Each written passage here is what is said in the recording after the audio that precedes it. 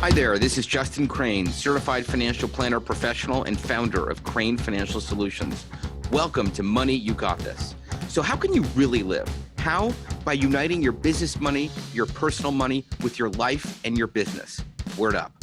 Krane Financial is an SEC-registered investment advisor. However, such registration does not imply a certain level of skill or training, and no inference to the contrary should be made. A copy of our current written disclosure statement discussing our advisory services and fees is available upon request. Information contained herein is for informational and illustrative purposes only, and general in nature. It should not be considered specific financial planning or investment advice, or a recommendation to buy or sell any type of securities or other investment products. What is up, everybody? This is Justin Krane. Welcome to another episode of Money You Got This. This show is brought to you by Krane Financial Solutions. I'm Justin Krane. I'm a certified financial planner professional, and I offer investment management services and act as a fractional CFO to dentists and business owners.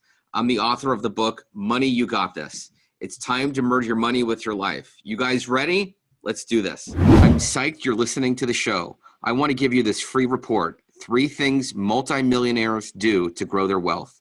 Just go to coolmoneyshow.com to grab it. That's coolmoneyshow.com to grab it. Thanks.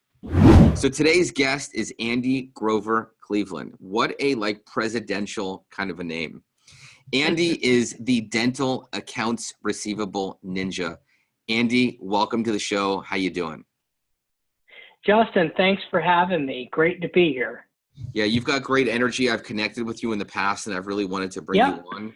And I just got to come first right out and talk about AR, and I want to get your opinion about the mindset of accounts receivable.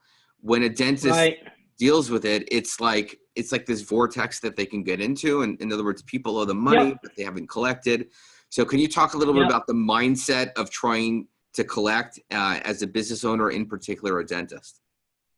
Yeah, so it's interesting. We're kind of like the weird uncle that everyone knows is there, and you invite him over for Christmas, and you're like, oh man, who is this guy? He's always there, quite annoying, and no one likes to address the elephant in the room. AR is kind of the same way, right? It's always there. There's always people that don't pay. There's always insurance companies that don't pay. No one likes to talk about it, Justin, but you can do everything you can to intensively eliminate it, but it's always going to be there. So really what we do is kind of bring that out into awareness and let our dentists understand and know that it is normal. The world of dentistry has basically allowed this to happen with the inception of insurance and PPO-driven plans. AR is inevitable. And what most practice owners don't understand is that there is a treasure trove hidden of profits hidden in that AR. And just to basically identify it, understand that there is something that can be done about it, and just don't accept it because it's there, or the people before you said, hey, it's just there. It's just normal to not have 20% of the people pay you. That is truly one of the things that we can bring out and address so that they have money to invest with people like you. So how did you get into this? Like accounts receivable, you don't graduate from school and be like, I'm going to go help dentists collect money. How did you get into this? It's pure just circumstance. I have a master's degree in clinical psychology, and that aside many years ago, that was just not for me. And I was like, I've got student loans. I got to pay them off. What am I going to do? Well, being a dumb kid in his mid-20s, I took the first job that was offered to me, and you guessed it, Justin, it was with a collection company. I figured you would basically get about 10% of whatever you collect. I ran the math in my head and said, I can make a lot more money doing this than I could be at a master's level clinical psychologist. And guess what? I've been in love with the industry ever since. So that was about 20 years ago that started my journey. And then now I've kind of appreciated diving into the consulting, the sales and customer service side of the business. So I'm pretty much predominantly working with clients now instead of being on the ground floor. But getting your hands dirty really gave me a ground floor up appreciation for the business. A doctor of psychology. I love it. Doing AR. Yep. So there's this big metric about, collections, like what % should dentists collect on? Can you talk a little bit about what that number should be and what's what's a good one and where are some of the holes that are falling through on this? Sure. So like with any rule, rules are really what they are is rules. Okay. So in my world, I'm supposed to be tall. I'm supposed to be thin and handsome. None of those things happened, right? You're supposed to be a certain weight, right? We all kind of dodge around that. So I'm going to give you the book rule, and then I'm going to give you the real world answer. So the book rule, which we all know that, right, our educational institutions, what you learn in school often do not really mimic reality. But it's commonly accepted that the half a month to a month of average monthly production, that no more than that should be in accounts receivable. So if you're $1 million practice, again, the book answer is you shouldn't have more than about $83,000 in AR. The reality of it is, Justin, is that this is a personal business, okay? I work with practices all over the country, and some say, hey, we're at 94%. We want to get as close to 100% as possible, and we could do that for them. I also consult with business owners to have 20 to 30% out that aren't super concerned about that either. So each practice owner is a little bit idiosyncratic in their practice philosophy, what they do. I mean, some really are, financially and systems driven, and some just say, you know what, if I make a good living and I can help people, then that's good enough. And maybe I just take over the leftovers. So I would say it's really based on the personal comfort level and also what stage of practice ownership that person's in. So give you an example. You're 60 something, you're playing golf 3 times a week, you're on cruise control, you bought all the equipment back in the 80s, you're probably not super concerned about going after all your AR. The other side, you're 20 something, you just got out of dental school, you're 260 grand in the hole, you got practice acquisition costs, you've got startup costs. 260 grand, that's actually good. That's about average last time I heard. Yeah. Yeah, but you're on the West Coast. It may be a little different. I'm in the South. I don't know. But, you've got all these pressures, and respectfully, you just spent all this money. You've invested this money in the business. You may not have the luxury of the other guy that you bought it from to just kind of willy-nilly. You've known everyone for 30 years and everyone's grandmother. We'll just let them slide. You've actually got to run it like a responsible business owner, because these worlds, we are in unprecedented times that running a dental office is so much more complex, Justin, than it was just 5 or 10 years ago. It was a different world. 20 years ago, you could just hang a shingle outside of your office and people would come. Now you got PPO plans, social media, marketing. You've got all these other pressures, and you have to be even more sharper to keep up with the Joneses in the business world. So, yes, I'm right there with you. So let's talk to us about the tracking of it. Like I've seen some dentists and specialty guys think that their AR is better than it actually is. And there's this disconnect between what they're getting in the software to what they're actually looking at on their balance sheet. I see this so much, like the balance sheet is wrong, the software could be right, but they're not talking with one another. So let's get a little bit more deep into the tracking of this number and making sure that this number is actually accurate. Yeah. So I don't get too heavily involved in this part.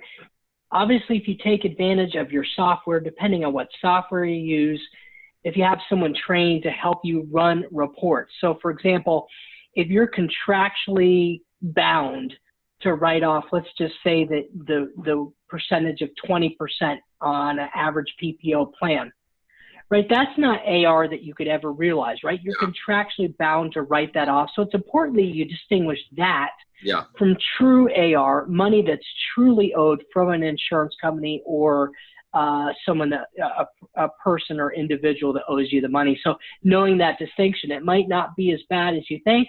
Who knows? It might be worse. I mean, I've been in rooms where dentists have literally been there in tears, 30 years. So think about us, like we're pretty young guys. How old are you, Justin?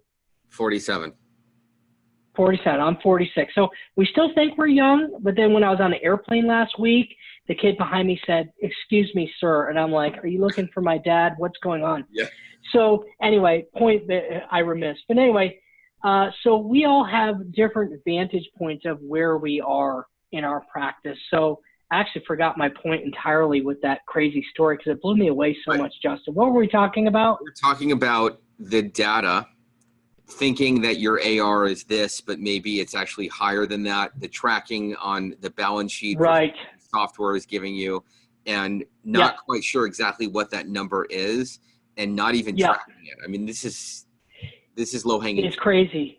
Yeah, and people should be looking at their ARR reports. If they're not doing it daily, do it weekly. If you're not doing weekly, at least satisfy yourself and look at it once a month, because just by simply looking at it, it should improve, right? Because you're more focused on it. So I've just been with practice owners that have never really looked at it until they're ready to sell. It's too late. You know, they want to get top dollar for their practice, and they've got 30 years of sins in the past that you can't erase that. So and you're talking about how they're not looking at it because it's not important to them. The guy in the golf course, it's not important to, but someone that's younger or trying to grow, it is. So I like weekly. I think it's great. I mean, weekly looking at it's the a lot of times they call it the aging report, right? It's the same thing. Right. Yeah. Right. Yeah. And it'll help you look at what insurance owes versus what patients owe. And people always look at the insurance, right? That's, quote, the easy money. But if your insurance, if it takes 6 months for your staff to collect on insurance, guess what? That account is so aged from a patient perspective, it's very difficult to collect. Number one, you haven't given them a good estimation. The patient might be like, what is this balance for? I don't know you that much. Also, it's 6 months old, so you know you've lost a lot of your enthusiasm, right? Sure. The patient's out of pain. They may not see any value in coming back to you, and they'll be like, you know what? I'll just go see someone else when my tooth comes into play. So where is more of the AR? Is it on the insurance side, the patient side? Does it depend on the practice? Yeah, I think it depends on the practice. I mean, insurance companies, by definition of your contract with them, for all intents and purposes, typically are going to owe more. Mm-hmm.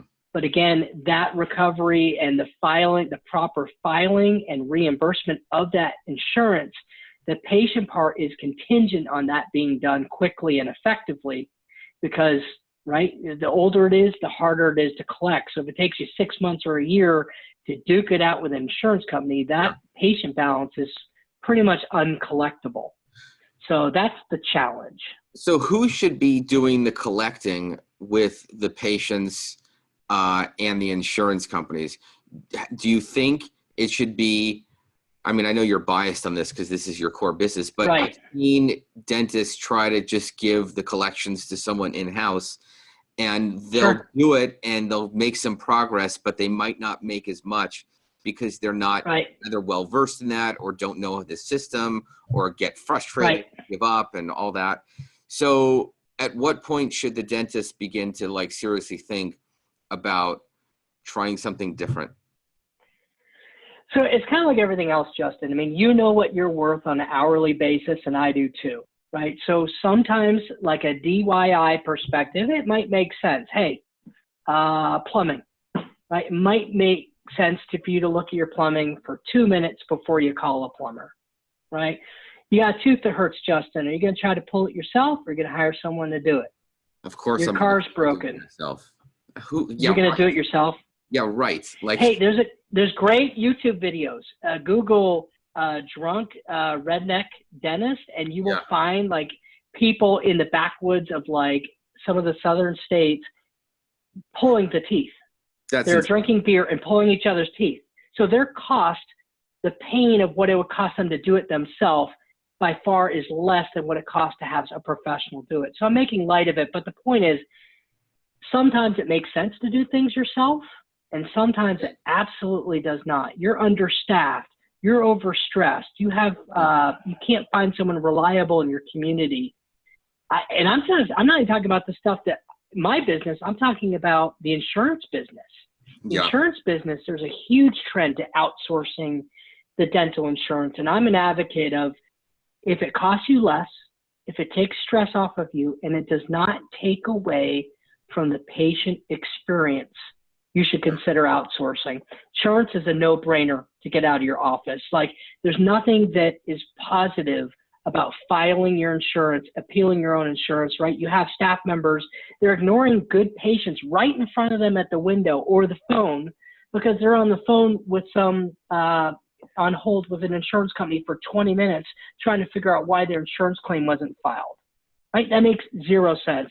Insurance, I think for almost any practice, makes sense to consider going out of the office. If you have a rock star, then maybe it doesn't. But for most practices, people come and they go. Yeah. And, you know, you could save $2 an hour with this person. But guess what? I've met with practices that have a drawer full of claims. I mean, I had an oral surgeon call me the other day.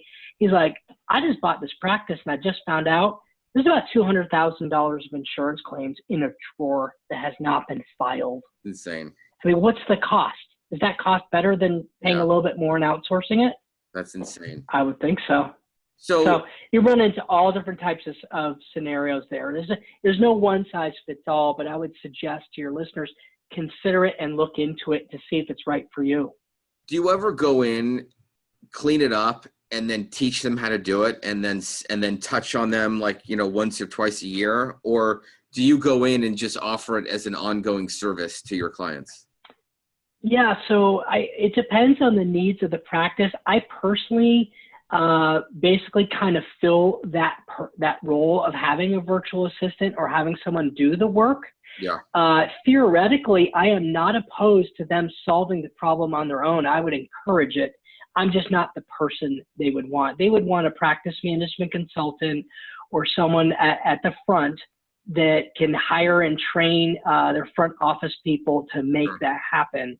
The reality of it is it's very appealing and kind of sexy to think that, oh yeah, we're going to, you know, work ourselves out of it. This is temporary, and I would love it if it happened more often. It just really doesn't. Yeah. So I refer to people like Laura Hatch at Front Office Rock. She's got a great front office program.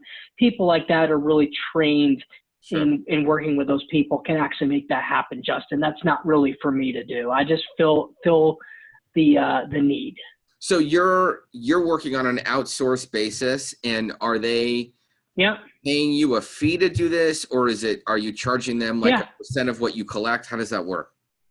I just do it for free. Like, I'm just an altruist, and like I wanted to say, no, I'm just kidding. Of course, yes, I charge a fee. I typically charge a low monthly fee to do the work, and then they keep all the recovery as a result of our efforts.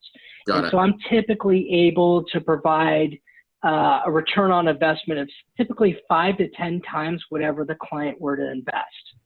Wow. But it's like a gym membership. So sometimes it might be as low as 2 to 3 times, right? If you don't go to the gym, you don't follow what your trainer says to eat, you eat Twinkies all the time, you're not going to lose weight. I've tried it. Repeatedly. It doesn't work. Okay. Just FYI to your listeners.